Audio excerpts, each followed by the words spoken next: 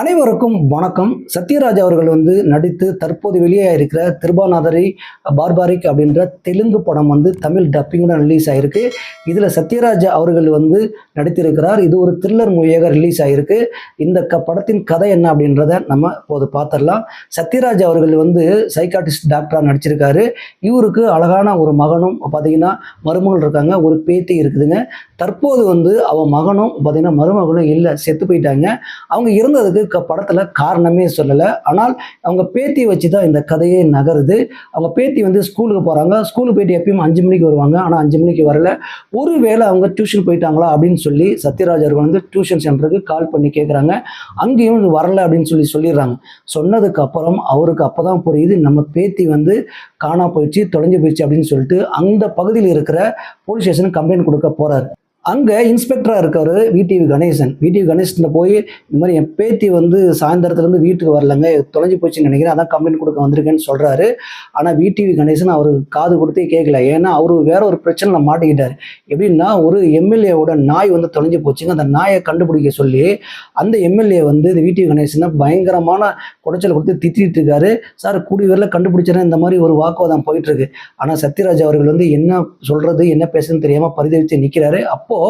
அந்த ஸ்டேஷன்ல இருந்த கான்ஸ்டபிள் கூப்பிட்டு என்ன ஏதுன்னு விசாரிக்கிறார். விசாரிச்சுட்டு உங்க பேத்தியை கண்டுபிடிச்சிடலாம், ஒன்றும் பிரச்சனை இல்லைன்னு சொல்லிட்டு கம்ப்ளைண்ட் எழுதி வாங்கிட்டு இப்போ சத்யராஜோட கான்ஸ்டபிளும் சேர்ந்து சத்யராஜோட பேத்தியை கண்டுபிடிச்சாங்களா இல்லையா அப்படின்றதான் இந்த பார்த்தீங்கன்னா இந்த படத்தோட கதை. இந்த கதைக்களம் இயக்குனர் எது நினைச்சு எழுதியிருக்காருன்னு தெரியல.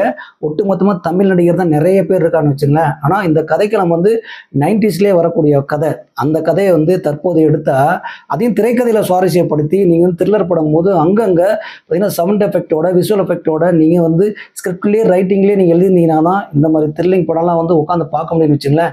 ஆனால் 90ஸ்ல வரக்கூடிய கதையை தற்போது எடுத்து சொதப்பி வச்சிருக்காரு இயக்குனர். இதில் தமிழ் நடிகரை ஏகப்பட்ட பேரை போட்டிருக்காங்க. இதில் விடிவி கணேசன் மட்டும் இல்லை, அதில் மொட்ட ராஜேந்திரன், அப்புறம் பார்த்தீங்கன்னா உதய பானு, இவங்கெல்லாம் இருக்காங்க.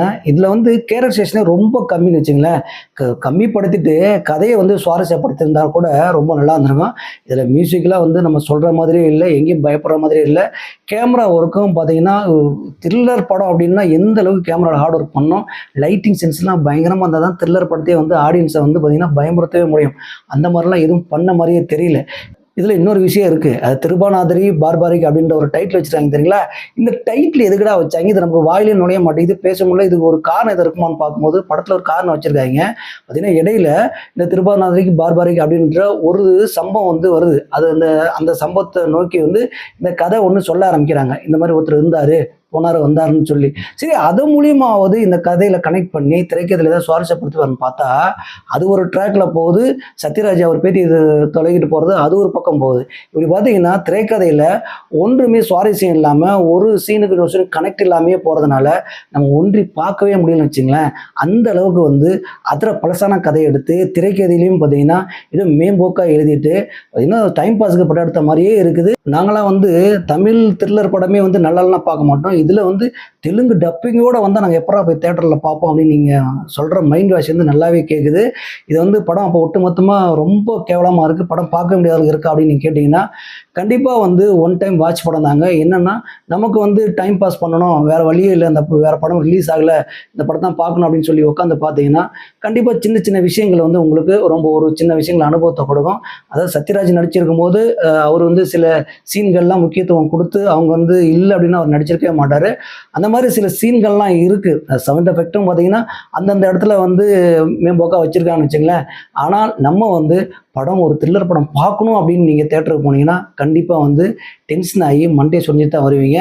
சும்மா டைம் பாஸ்க்கு போகலாம் அப்படின்னு சொன்னால் நீங்கள் போய் பார்த்துட்டு வரலாம். அந்தளவுக்கு தான் இந்த படம் இருக்குது. திருப்பி அந்த டைட்டில் பார்த்தீங்களா வாயில் நுழையவே மாட்டேங்குது, அந்தளவுக்கு தான் இருக்குது இந்த படமும். நன்றி.